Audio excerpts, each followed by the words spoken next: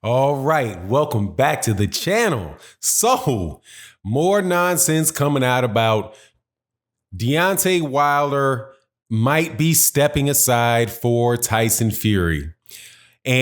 But this now is being spread around by ESPN itself. So conversations that were bubbling around in the boxing world have bubbled up to ESPN. And let me tell you, most likely it's a bunch of nonsense. However, let's talk about that and why they would spread this nonsense in this video.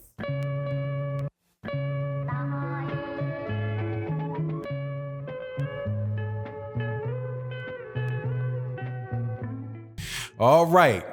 Welcome back to the channel. Thank you to everybody that supports and subscribes to the channel, the channel members, and also everybody that donates to the channel through the super chats and the live streams and on the Patreon. We got a lot of good stuff coming up over there, being more active. All right. So here we go.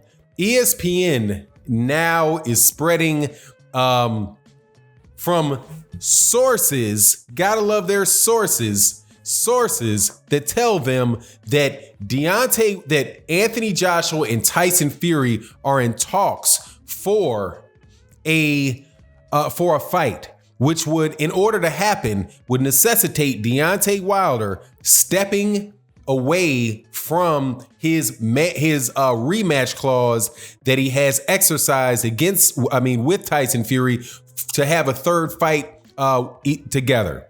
It would also necessitate Kubrat Pulev giving up his IBF mandatory position for Anthony Joshua. So in order to make Tyson Fury and Anthony Joshua, that would mean that Deontay Wilder and Kubrat Pulev would both have to step aside. In order for them to step aside, you'd have to pay them step aside money. Pulev step aside money and Deontay Wilder step aside money. And right there is why I'm telling you that this is absolutely positively nonsense. Nonsense. Nonsense. This is not any more significant in actuality than it was when these conversations started popping up. And now what caused this conversation? And I'm not talking, this ain't no Stephen A. Smith boxing coverage, okay? No Max Kellerman, not Max Kellerman boxing coverage. We're paying attention to the news around here. We've been watching and listening to what everybody's been saying from the time that fight ended to the time that this video was made. And I promise you that the reason that the person that started that conversation was Eddie Hearn. And Eddie Hearn constantly pushing it out in the media in the UK and saying, why not do it now? Why not do it now? The same thing he was saying about, all right, sorry about that. The video got broke up because I got a call. Bad news in that call. Man. But let's get back onto this, man. This COVID-19 is getting a lot of people, man. It's getting a lot of people. Anyway, so Eddie Hearn is the one that started this rumor, okay? Eddie Hearn is the one that started this rumor. Why would Eddie Hearn start that rumor? He would start that rumor because he is trying to push Anthony Joshua and trying to create a buzz around Anthony Joshua's fight, something that Anthony Joshua has not really had since Anthony Joshua had lost to Andy Ruiz. And he was doing that same thing to Deontay Wilder before the lead up to the Luis Ortiz fight and before the lead up to the Tyson Fury fight. So what he is basically doing is he is trying to sell Anthony Joshua.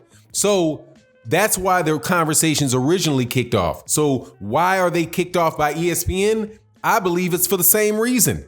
I have not done it yet, but I will do it. And I'm sure somebody else is going to do it. But look at how much Tyson Fury's name is moving on the internet in the United States. I promise you, man, that there is next to no interest in Tyson Fury in the United States of America. And if ESPN is going to want to try and sell Tyson Fury, they're going to have to try. They're going to have to do some things that are going to push his name up to the forefront. And that's what I think that they're doing with this conversation about Deontay Wilder and Pulev stepping aside. They're going to create a lot of different conversations about it. But at the end of the day, all it is trying to do is create and move the name of Tyson Fury, to the forefront of the boxing conversation in the United States, which it has not been. Now, ESPN and Bob Arum had placed this bet on Tyson Fury that he is somebody that is going to be this big American star. And before the fight that took place between Deontay Wilder and Tyson Fury had two other fights that took place in Las Vegas. Those fights were the fights with Otto Wallen and the fight with Tom Schwartz. And this was after a successful pay-per-view had taken place between Deontay Wilder and Tyson Fury. After that fight took place and they started putting fights on with Tyson Fury with other fighters in the United States, they had to put it on ESPN Plus, and they put it in Las Vegas in arenas that were not 1/5 full. Not 1/5 full. Now, when Tyson Fury fought Deontay Wilder, there was a lot of UK fans that traveled over for that fight. There was a lot of people that attended that fight for very high prices. But that was for a fight with Deontay Wilder, a major fight that had been being hyped up for the last 2 years. What do you think that they're going to actually get out of Tyson Fury in a fight against somebody other than Deontay Wilder in the United States if they're not constantly pushing and moving to try to get this guy more name recognition? It's not going to work. And this is something for the tail end of Bob Arum's career as a promoter, something that he has really been trying to push that has failed time and again. He was not successful. He's not successful with Vasily Lomachenko and his big push at Vasily Lomachenko, a non-American fighter, a non-American European fighter, right? And I'm saying that specifically, Euro-American fighter, right? But he's still European, a European fighter, right? Not somebody from the United States that could have name recognition because they come from a specific town. Either they come from Chicago or they come from New York, and they've got a fan base that is built in their in their area and that they can grow upon. But try to snatch somebody from overseas, bring them to the United States, and without having any major person to build them up to fight against, to have those guys be successful. And I don't believe that that's going to happen. Even if people could say, hey, look what he did with Manny Pacquiao and how well Manny Pacquiao did. But Manny Pacquiao fought established American star after established star after established star in boxing. And the majority of that stuff, all of his fights were just opposed against Floyd Mayweather Jr. So you could compare and get excited about the fight with Manny Pacquiao because he was marketed as the guy that could actually beat Floyd Mayweather Jr. I don't think that is going to be the situation for Tyson Fury, because Tyson Fury does not have the competition in the United States or the name recognition or have a lot of heavyweights, period, with enough name recognition to push that down the street. But that's not going to, but again, they're in bed with it. Ain't going to cost them much money to go ahead and put out those, type of media pieces. If you cannot tell, these people came by to mow my lawn right in the middle of my video, and I am really, really hot about it. I'm going to try my best to get through this video and ignore it because, the show got to go on. So, seeing as this is not true, right? That I don't think, what is the scenario and what is really happening here? I don't believe that this is going to happen because of a couple reasons. Number one, there's two rematch clauses, and they're going to have to be able to get Deontay Wilder out of that rematch clause, right? Get Pulev out of the rematch clause. But most importantly, most of the world, all of these areas are still, by and large, in quarantine or My wife can't stand when people say quarantine when it's really not a forced quarantine, like you can't move at all. But what she means is what I mean is that, you know, people have to stay in place, but they also have restrictions of people getting in and out of the country. So it's possible that you could have that that right there is the reason why you would think that Anthony Joshua versus Tyson Fury is realistic, but to skip the rematches and have that fight are realistic. But here's the issue with that. Who's gonna, in the words of Bob Arum, who's gonna pay for that?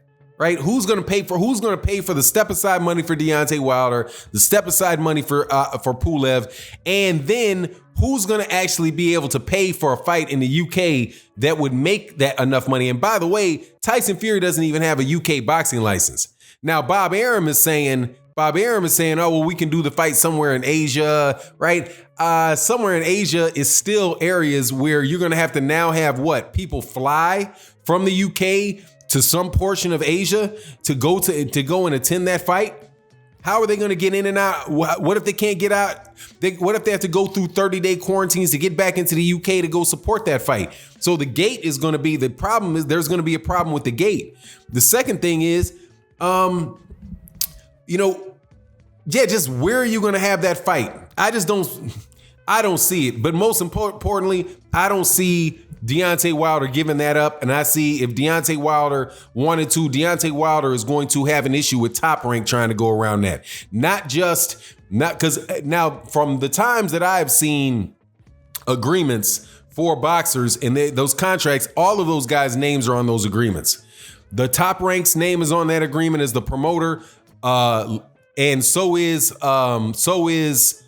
Frank Warren, and so is Tyson Fury. So if they try to jump up out of that, then they're going to wind up having all of those guys are going to wind up having an issue with Deontay Wilder if he doesn't want to do it. But the last thing that gets me is just this craziness that, people are trying. It's just ironic, man, that when Deontay Wilder won, when Deontay Wilder was the WBC champion and Andy Ruiz had the other 3 belts, there was none of this stuff, none of this big push to make sure we got this big fight with these American fighters. It's just, they just pander so much that that's ridiculous. Anyway, it is what it is. We'll see what happens. I believe it's a bunch of garbage meant just to prop up Tyson Fury's name, and he's going to need it because there is not a fan base for Tyson Fury in the United States. And I don't care what any of you guys say. Those were Brits, by and large, that came over to see Tyson Fury and Deontay Wilder.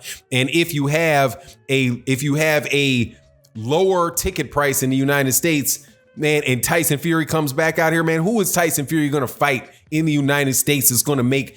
There's literally nobody out there. Literally nobody out there. Unless he was going to fight Luis Ortiz, and I can't even see a Luis Ortiz fight being something. Nobody's going to put that on pay-per-view, a Luis Ortiz Tyson Fury fight.